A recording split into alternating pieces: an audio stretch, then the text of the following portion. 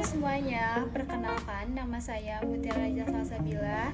Kali ini saya akan menjelaskan 25 teori komunikasi beserta pengertian dan contohnya secara singkat. 1.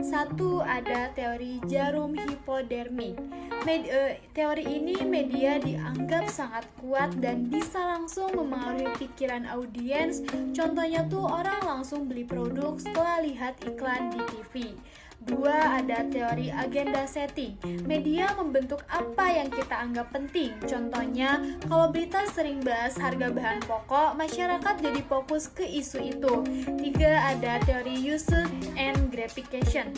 Orang menggunakan media sesuai kebutuhan mereka. Contohnya tuh nonton YouTube buat hiburan atau cari informasi. 4. Ada teori spiral keheningan.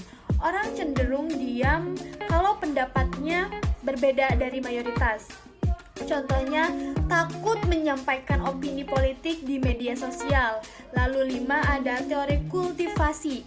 Menonton TV terlalu sering bisa membentuk pandangan kita tentang dunia. Contohnya tuh nonton film kriminal, terus bisa bikin orang tuh merasa dunia tuh sangat jahat, sangat berbahaya, kayak gitu.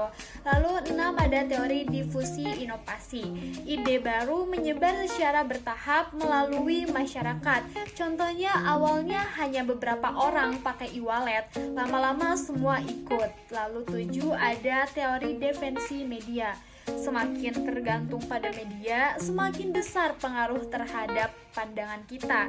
Contohnya tuh percaya semua berita dari media sosial tanpa cek fakta sesungguhnya. Lalu 8. Ada teori interaksionisme simbolik. Teori ini tuh maknanya terbentuk dari interaksi sosial. Contohnya tuh senyum dianggap ramah karena disepakati secara sosial. 9. Ada teori konstruksi sosial realitas. Realitas dibentuk lewat komunikasi dan kesepakatan bersama. Contohnya tuh cantik, punya makna berbeda di tiap budaya. 10. Ada teori kredibilitas sumber.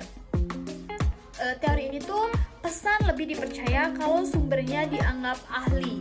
Contohnya, info kesehatan dari dokter lebih dipercaya daripada dari teman.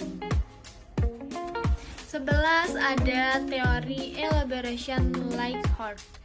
Orang bisa dipengaruhi lewat logika atau emosi. Contohnya tuh iklan mobil bisa fokus pada fitur logika atau gaya hidup emosi.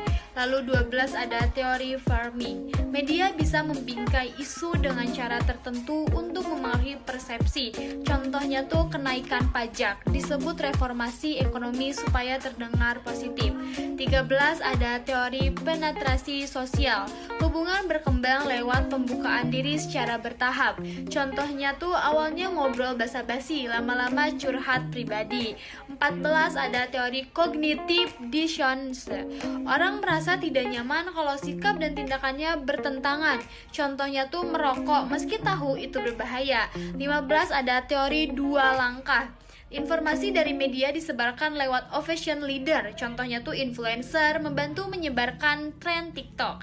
16. Ada teori komunikasi organisasi. Fokus pada arus pesan di dalam tempat kerja. Contohnya tuh informasi atasan ke karyawan. Lalu 17. Ada teori redundansi dan entropi. Teori ini tuh pesan efektif kalau jelas atau tidak terlalu rumit. Contohnya tuh slogan iklan yang pendek lebih mudah diingat.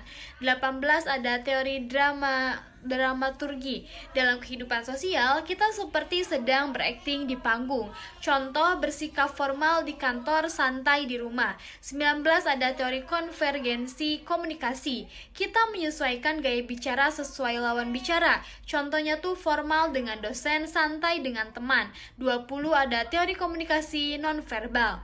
Bahasa tubuh juga bentuk komunikasi. Contohnya tuh anggukan kepala berarti setuju. 21. Ada teori teori spiral konflik. Kesalahpahaman kecil bisa membesar kalau tidak dikomunikasikan dengan baik.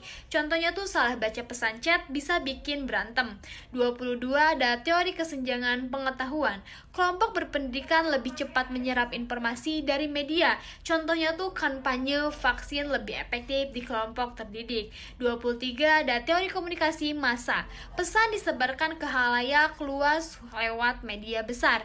Contohnya siaran berita TV nasional. 24 ada teori manajemen kesan. Teori manajemen kesan. Orang tuh berusaha menampilkan citra tertentu di depan orang lain. Contohnya tuh posting foto sukses di media sosial untuk terlihat keren. Lalu 25 yang terakhir ada teori agenda building. Media, pemerintah, dan publik bersama membentuk isu penting. Contohnya tuh isu lingkungan naik karena publik dan media sama-sama aktif membahasnya. Nah, itu tadi 25 teori komunikasi dengan pengertian dan contoh sederhananya.